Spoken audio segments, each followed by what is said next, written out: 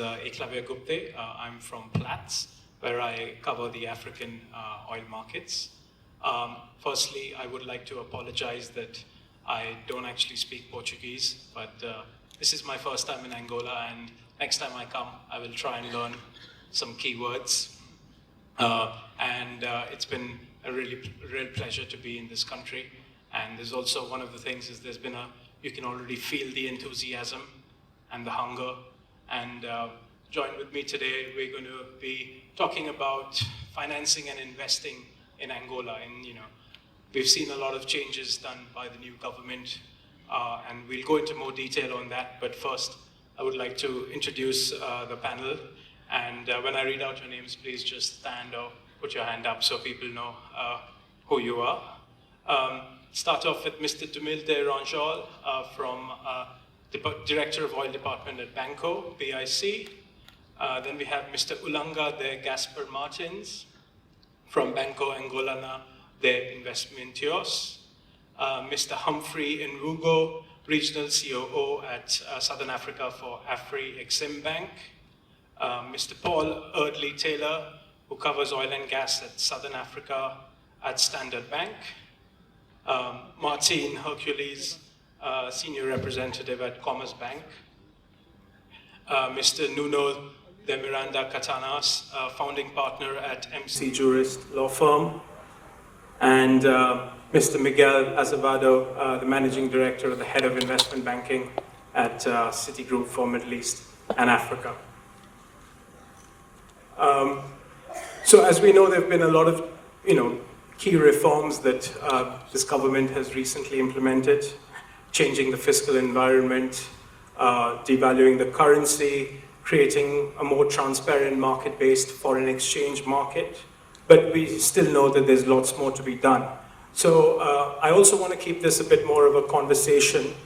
So we'll start off with a few questions. So the government has already rolled out quite a few new regulations to boost investment. Are these actually efforts working? We're hearing sort of mixed views on this, but what has been the result, and how long will it take for us to see some of this? And maybe I'll start off in order with Mr. Nuno's, please.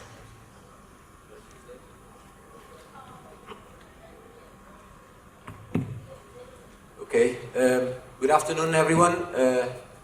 My name is Nuno. I've been asked to provide some background on what I do. I'm an attorney by profession. We provide legal advice to investors or companies who have a presence here in Angola.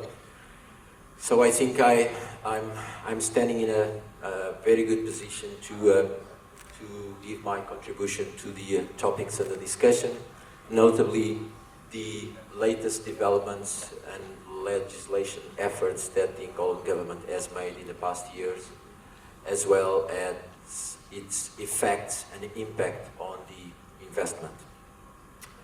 I think that I should start by highlighting some of the legislation initiatives that the government has undertaken.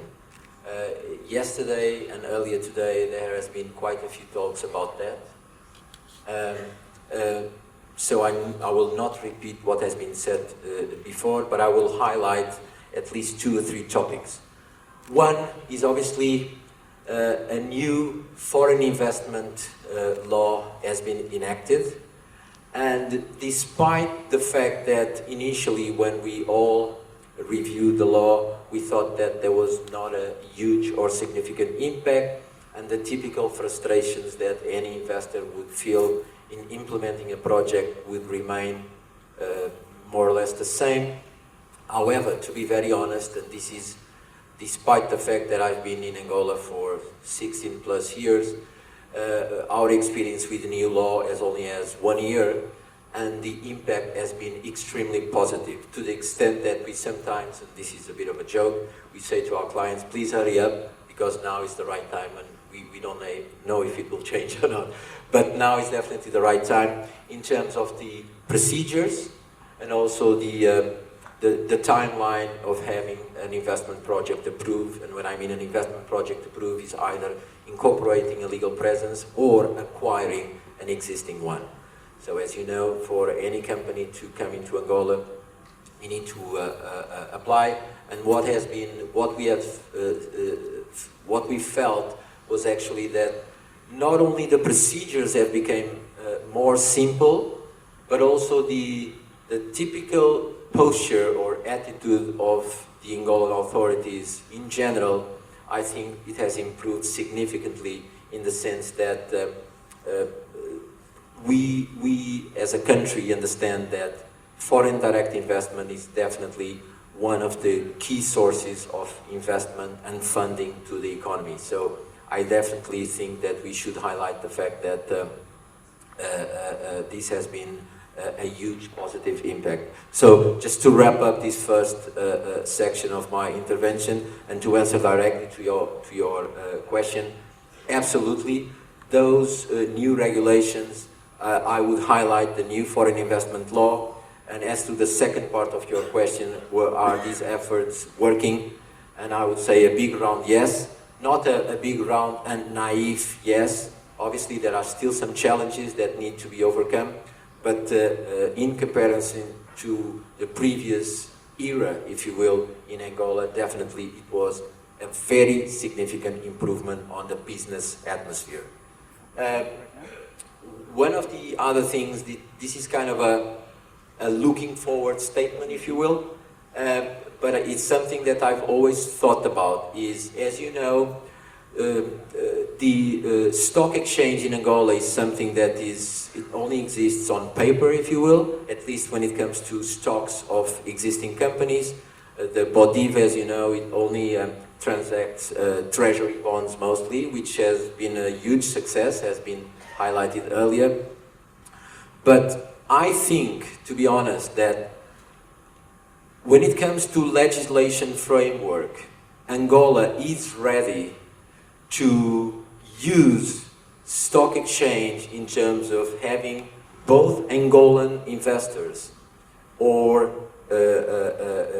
international investors to subscribe and buy shares of companies which are listed in the country as a very important pipeline of investment and diversity, to be honest. I know this, many people may think this is almost, you know, a wet dream, if you will, and I certainly know that we are not in a stage where it can be implemented right away. But again, because this is my profession, that's what I do, I work with law and regulations, and I really feel that the efforts that have been made from a legislative standpoint in terms of creating the legal framework and platform for the stock exchange is there, and it is definitely a very efficient pipeline in the future for companies to subscribe shares and to sell shares in companies in which they believe can be a profit. Now, the one thing, however, that needs to be changed as well is not only the legislation, it's the mentalities. And local companies, irrespective of whether they are held or controlled by foreigners or by Angolans, we need to understand that companies need to start to adopt best practices in compliance, in record keeping, in transparency, because that will be the first step to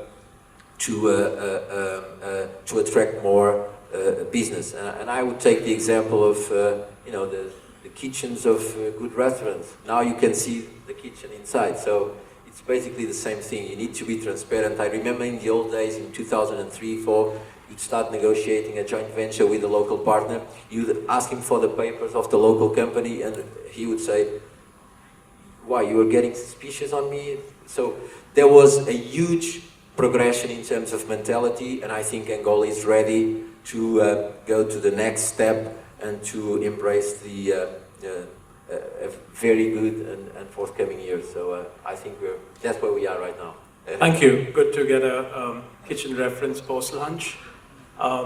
I might actually just go straight to Dumilde and Yulanga here to give your perspectives, since both of y'all are banks based in Luanda, and then we can go to the foreign banks. But what are your views on some of the reforms, and are you seeing an impact on that? And locally, how are people?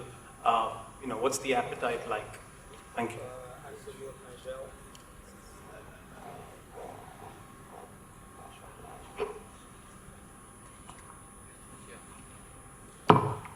Yeah, I'm Domil Angel. I work with Banco Big, but I'll go straight to the point.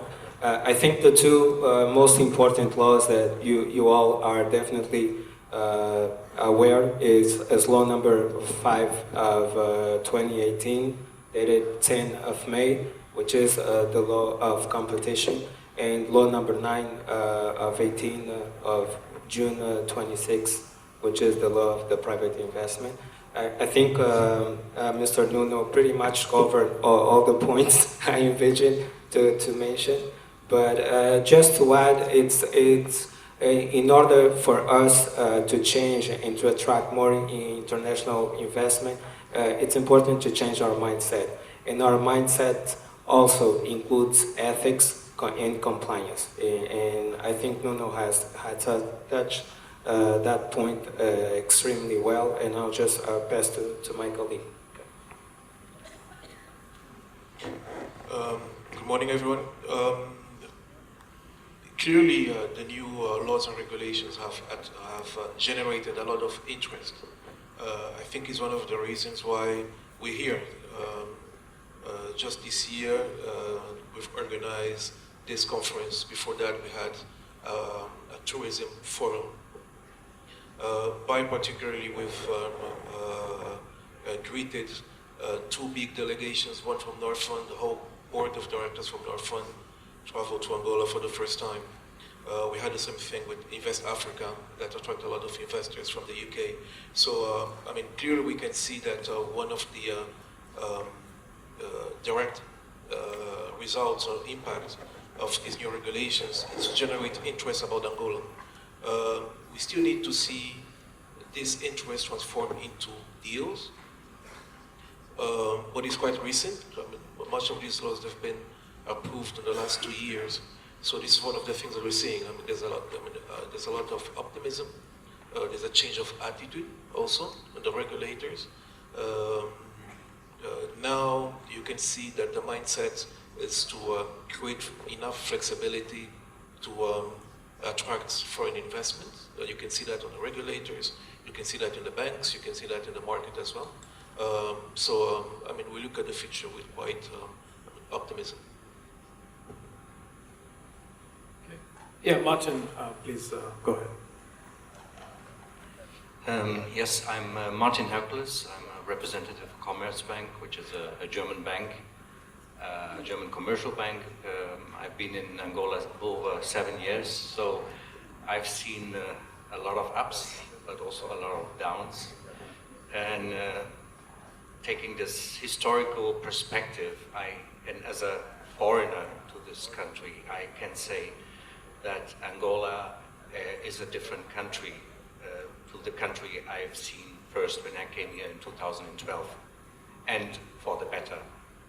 We've seen tremendous efforts of the country to strengthen institutions, to increase transparency, to increase levels of compliance. We as a commercial bank deal a lot with institutions locally, with commercial banks, with Banco Big and also Banco Bay and many other banks on the ground. We deal with the Ministry of Finance, we deal with Sonangol, we deal with the central bank, and we have seen a substantial progress in not just in the facts, which have been also described by Nuno, but also in the mindset of the people. And I would say for foreign companies interested in Angola, especially also in the oil and gas, it's the time to seriously consider doing something in Angola. We are still, let's see, in a very strong economic downturn, but I think we are now at the bottom of the well. We can see light at the end of the tunnel, and I truly believe it's time to be in Angola.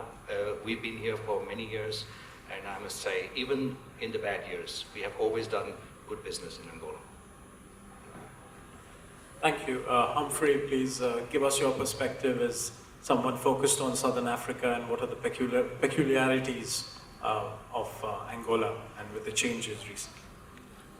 Good afternoon, everyone. I think it helps for me to, first of all, provide the context of the organization for which I represent. I work for a bank called African Export-Import Bank. Some of you may or may not know who we are, but perhaps I'll spend a minute to provide a general overview of African Bank. So we were set up in 1993 under the auspices of the African Development Bank. Some of us may remember at the time, towards the early 80s to early 90s, there was a crisis, the global crisis triggered by what we call the MBA countries. That's Mexico, Brazil, and Argentina. The countries were borrowing excessively at the time, using essentially natural resources, etc. It got to a stage where the debt overhang started to overburden the world, and the commercial banks began to cut credit lines from frontier markets, especially Africa and also Asia. So African Development Bank at the time began to think about a continental solution to our trade finance needs, and they thought there was a need for us to set up a pan-African continental trade finance institution that would be situated and located in Africa and insulated from the vagaries of the international financial market. So that it was on the basis of that that African Bank was conceived and then taken to the African Union for establishment as a multilateral institution. So we're headquartered in Egypt, but we have regional offices. I sit in Harare, Zimbabwe, where I cover the Southern African region, made up of 13 countries, including Angola. So now, going specifically to your question, in order not to take a lot of your time, I think sometimes it makes sense for you to judge your success based on people who are outside of your environment, because people within your geography could turn a blind spot, etc. I think the IMF, World Bank, etc.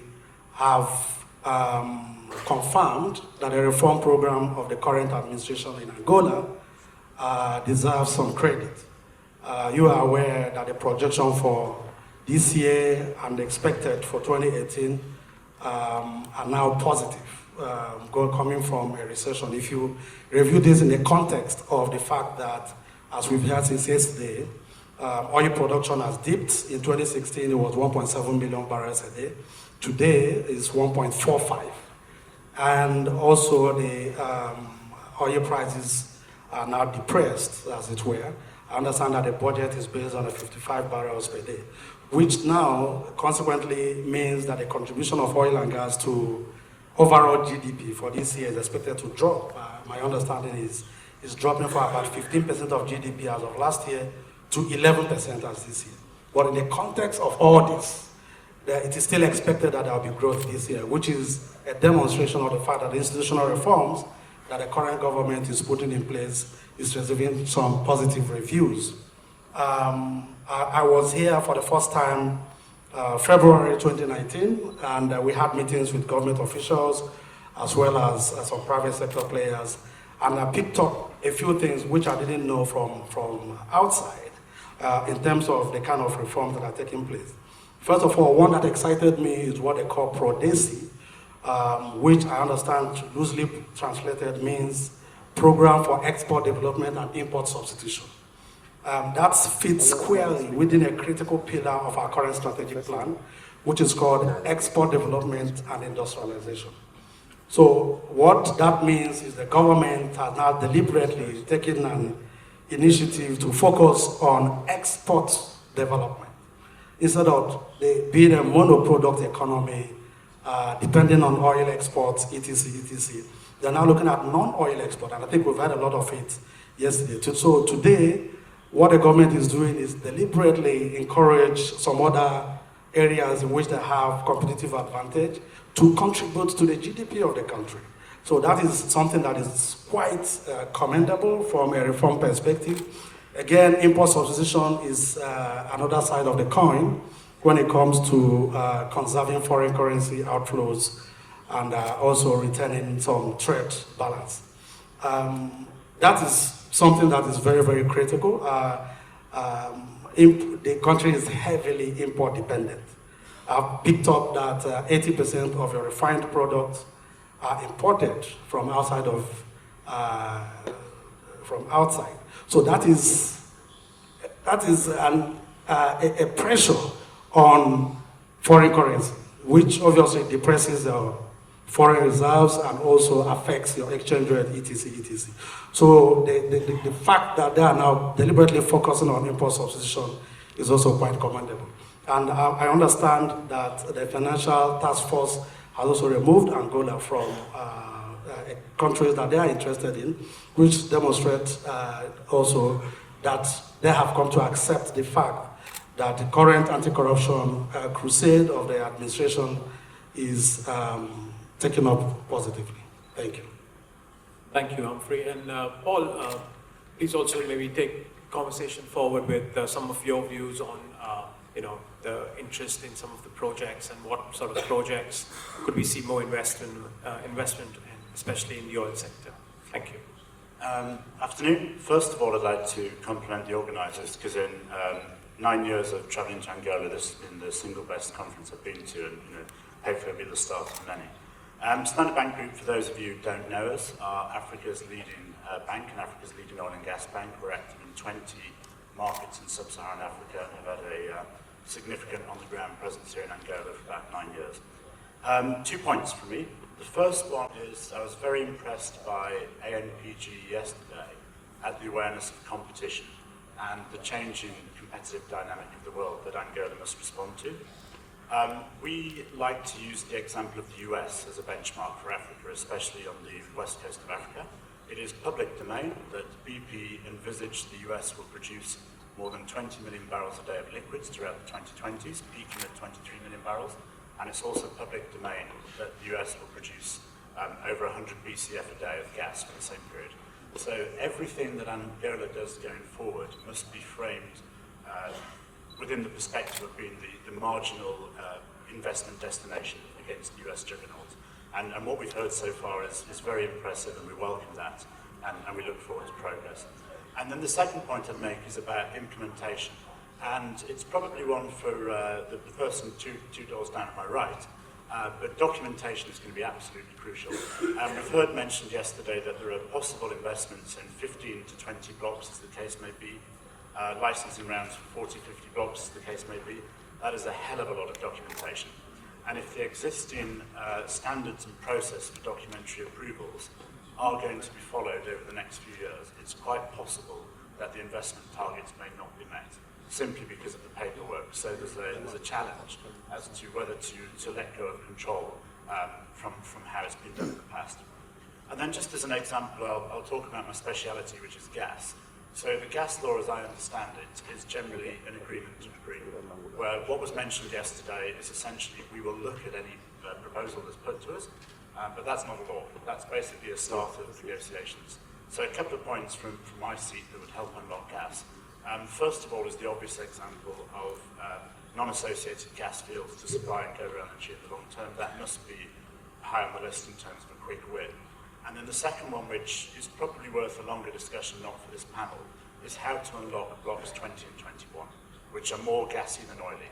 And from my seat at least, it's going to be quite hard to put a price on those blocks if you don't know the route to market for the gas and you don't know how you're going to sell the gas. And I'll stop there.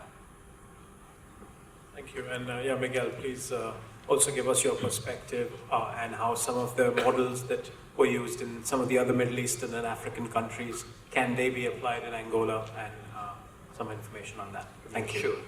Good afternoon, everyone.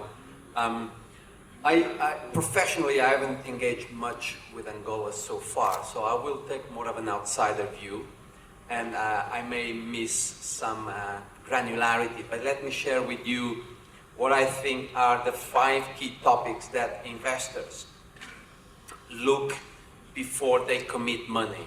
And we have a few other banks in the panel. I will take more the capital markets perspective of things.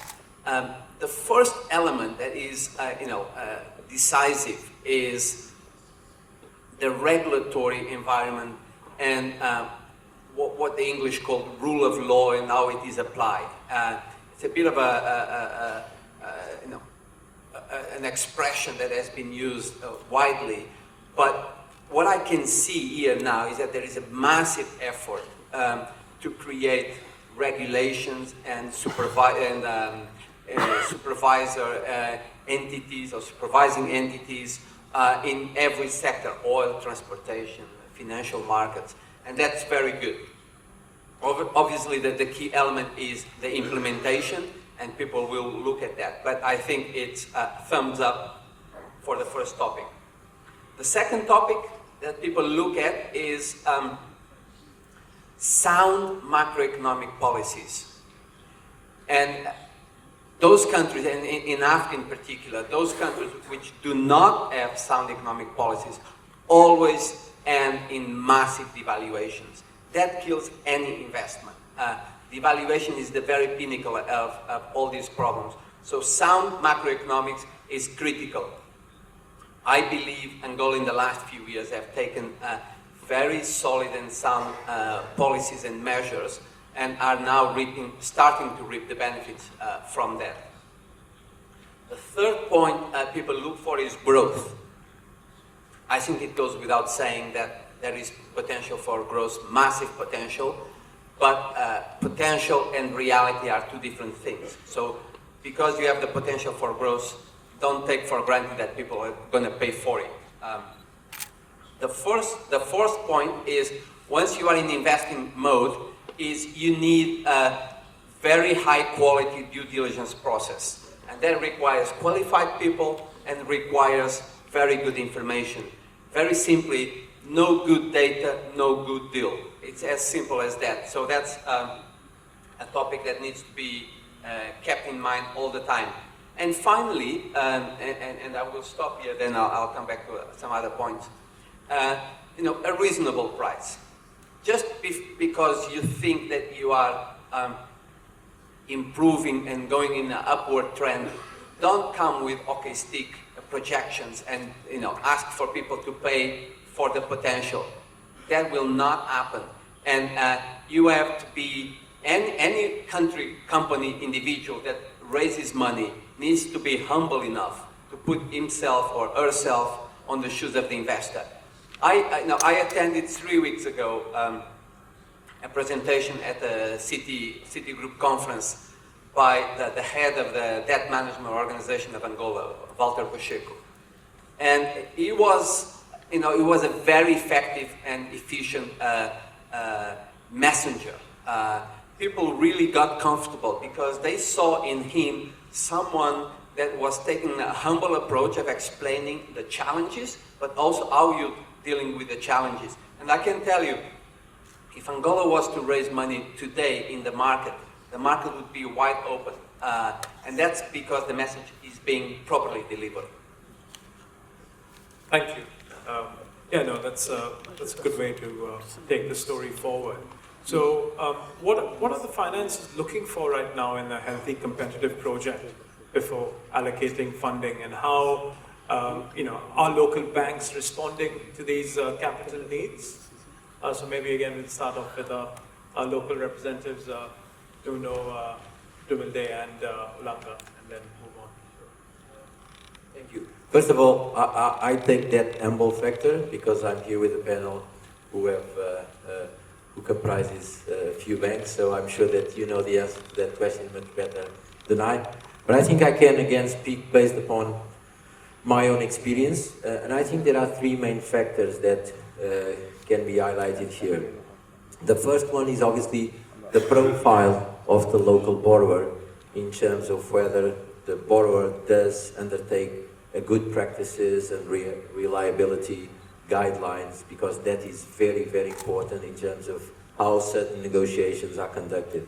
And that has been, going back to the idea of perception is everything, but I have seen many times a good deal being wasted because what the investor, be that a lender or a private equity fund, the perception was immediately, a disgrace. So I think the key point is actually the profile of the borrower needs to adopt very good practices and understand that good data and good due diligence is key and crucial for any deal to move forward.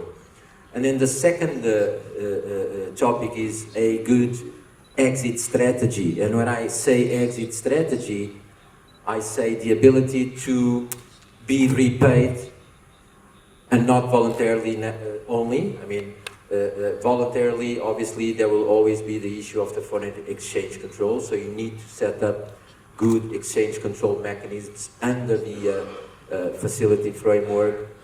And secondly, in a way that if by any chance we get into a default scenario, that whatever mechanisms have been mutually agreed, they will be enforceable under Angolan law. And I will take the liberty.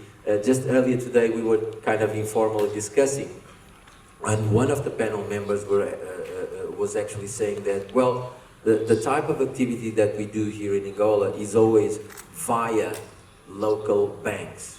And I asked, but the local bank will be like a cash manager? No, the local bank will be the borrower, because we know that if we do a direct lending to the local target borrowers, it will be difficult. And it was very interesting to me to see that although from a strictly legal standpoint this may not be exactly the case, because there are mechanisms under which a foreign lender can enforce its claim from a local borrower, the fact is that in real life the effort and frustration would probably be so high that it makes it non-feasible from a commercial and strategic standpoint. So I think the key points are definitely the enforceability of the remediation mechanisms, if you will, in enforcing the claim and getting your money back when you're lending. So this is my very candid and simple approach. Thank you.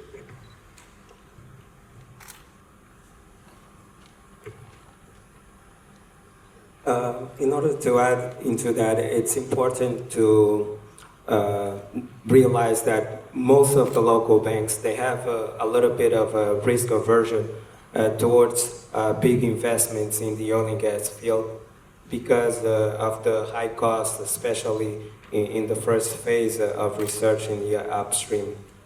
And the help of international banks will do much good for local content companies such as associates and service providers, especially associates, because usually when they need to make a payment for cash call or any other type of investment, they are forced to pay in dollars or in foreign exchange. And our local banks don't have the solvability to be able really to support the magnitude of this industry. So I think it would be helpful to see a collaboration between operators, banks, and the local companies to see if operators can facilitate the acquisition of foreign exchange for the benefit of the capacitation or improvement of the local companies.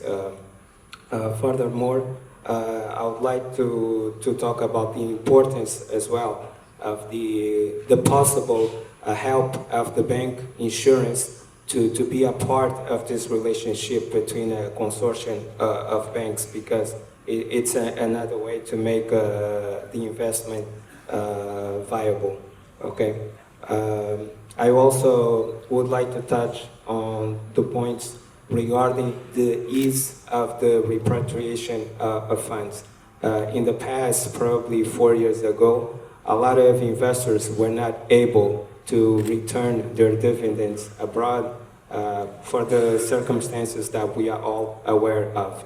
And I think the government, through BNA, has been doing a good job to improve this matter, not only in making the availability of foreign exchange, but also the first step, which is having BNA approving this type of operations. Also, the international banks could be helpful.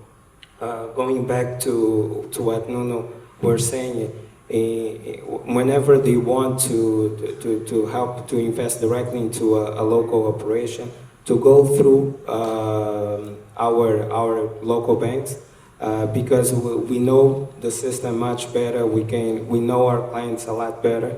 We can help our clients meet the compliance standards, and we we are open to help our clients in terms of any type of financial solutions, such as bank guarantees that could require an international confirmation, such as escrow agreements, and also tripartite agreements, because we all think that tripartite agreements can only be done via operators, like Governor Marciano was explaining, but it's really a contract of foreign exchange that one party provides, sells the foreign exchange to the commercial bank, and the commercial bank allocates to the specific beneficiary, which will apply this amount of foreign exchange to a specific purpose. For example, in the oil and gas sector, service providers, if I'm a service provider and I have a contract with operator A, I will be forced to pay my suppliers from that operation. Okay, I will not be paying operations or payments that have nothing to do with that. Okay, this is my contribution. Just a quick one. We only have about 10 more minutes, so maybe one of the things I would like to move forward with is on project financing, because when we talk about the oil space, we need the infrastructure, and especially in the downstream sector. So, Paul, if you want to kick off on project financing, and then everyone can just conclude with some of their points, please. Thank you. Good afternoon. I'd like to acknowledge the Minister's arrival as well. And it's actually partly directed at the Minister. When we had the good fortune to meet Minister Azevedo last year in Cape Town, we did say very clearly that we believed Angola could develop a bank financing market to finance its own projects. I'll give you a good example. The example is Mozambique, which is in the process this year of securing $50 billion of investment, which is roughly speaking the equivalent of about 800,000 barrels a day, including domestic gas. And the two deals in question are raising about $24 billion plus minus of project finance debt, including the local banks and including the likes of ourselves who are in for very material sums. So what I would suggest is really from a oil and gas investment perspective, Angola takes a close look at how to facilitate two types of debt financing sources we see all over the place in Africa, literally all over the place. First of all, reserve-based lending. Angola has 1.4 million barrels a day of production, targeted to go back up to 1.6. It is eminently suitable for reserve-based lending, and debt, after all, is cheaper than equity.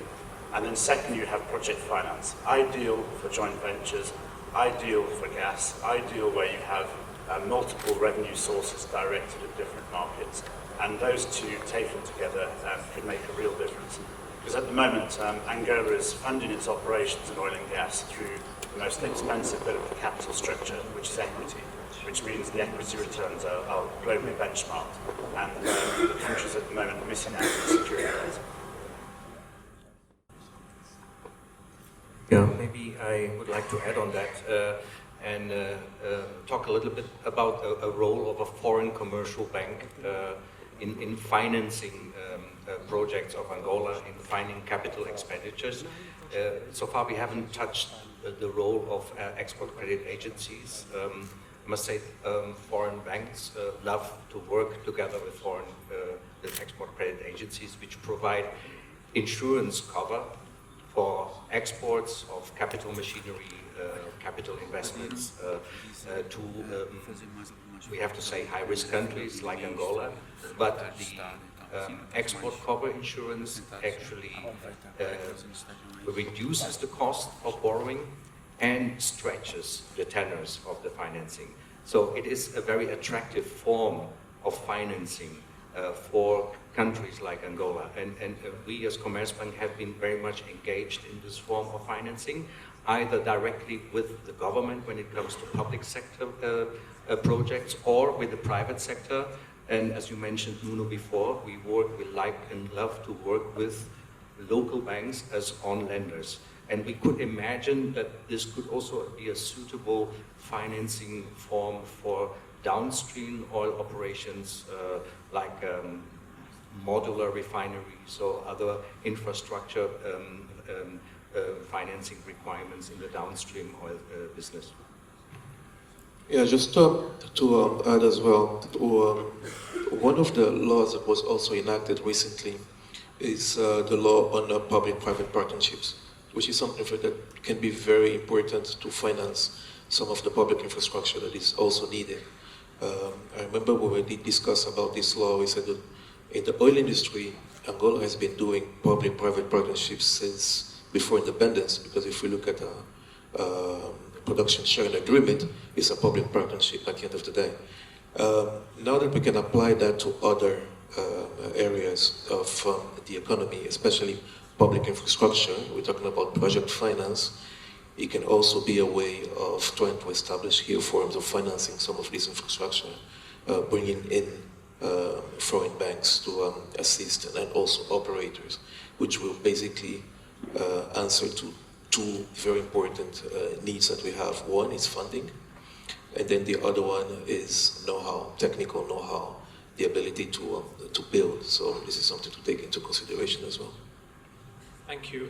We have about 5 minutes, so I'll maybe Miguel or Humphrey, if you just want to say, literally keep it very short, and then we'll go to the audience and ask a few questions, please. Okay. Very quick, please.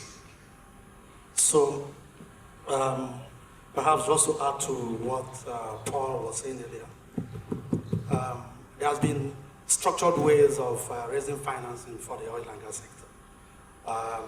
In Nigeria, we have a very good experience where in 2014, when international oil companies were divesting their interest to essentially indigenous players, as a bank, we committed over $5 billion to capacitize the indigenous players to acquire those shares from performing assets in Nigeria. So we utilize essentially two structures. The first one was what he was speaking about, which is reserve-based lending. So here you lend money against the reserves that are on the subsurface. So obviously, as you know, bankers are usually very conservative for obvious reasons. So we get independent technical consultants to review the numbers, do the studies, and tell us that, look, the economic life of the asset of the reserve that you have on the subsurface would carry X amount of debt. And then we give the debt, also give the capital that is required, obviously, to bring out the resources up to the surface and then sell, and we lend against that. That is precisely what it is, right? So we don't require you as the owner of the asset to do anything else. As long as we are satisfied that the reserves to have there, as validated by an independent consultant, is good enough for the debt that you're asking for, we are able to give you the facility. So that is a reserve-based lending essentially for single assets. And if they are for large assets, let's say you have a number of oil fields, we adopt what we call borrowing base. So we put everything in one basket and then we can lend against that. Okay, very last statement. Again, capital market and capital market investors, they look at countries very simply and in an oversimplified manner as if it is a company. If a company is over-indebted, too much debt, it needs to raise capital. If a country is over-indebted, can only raise capital in 3 ways. One is to have a haircut on the debt, i.e. a pardon. That doesn't depend on you, it depends on your creditors, so it doesn't work. The second way is to accumulate profits, i.e. superavit in the current account. That may happen, but it takes time. So the third way for a country to reduce debt and become more growth-driven is to raise capital. That means privatization, that means FDI, that means project finance, but it means equity, not debt. And one last word, because I've seen that in so many countries. You can only privatize good companies. You cannot privatize problems. No one is going to buy a problem. People only pay for good companies, not for bad companies. Thank you, panelists, and thank you, Your Excellency Ministers, as well, for being here. And we have no time for questions, unfortunately, but I'm sure you can grab any of these people straight away and ask them questions directly. Thank you. Obrigado.